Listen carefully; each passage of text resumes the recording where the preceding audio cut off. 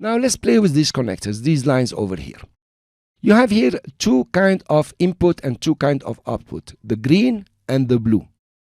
The green input and output is for grading and effects. The blue is for matte and transparency. You will rarely use this blue unless you're doing something sophisticated. You can decide to change the connection for this clip, for example. You can click on its input and drag it. Notice I'm dragging the line here. And for example, you want to disregard it and get directly connection to the primary here. Now notice there is a line that became red. It means this line is going to be deleted. Here you are.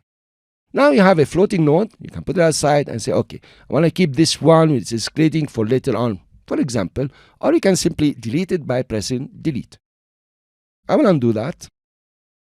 Then you can re-establish the connection by clicking and dropping. Now notice what happened here. You have input to this node and there is nothing connected to the output. So you can connect directly if you like.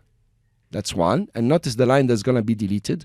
Or you can directly connect to a clip or directly connect to another node, any node you would like. So you play with your connection. But actually it's very useful. Let's say you don't want to see the contrast. Let's take this one and put it here.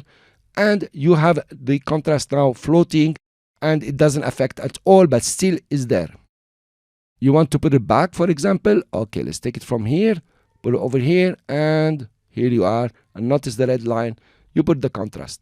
So actually, it's pretty easy to work with nodes and the lines and so on and adjust them the way you want. The concept of the connectors or the lines is very easy. I want to draw your attention to the keyframe over here.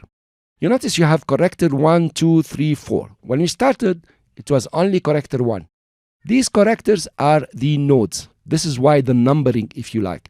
So corrector 1 is node number 1. Corrector 2 is node number 2. Over here, you can actually animate your color grading. And this is extremely powerful. You can actually animate the contrast, the gamma, whatever you like. Let's right click over here and say reset all grades and nodes. And we are back to 0.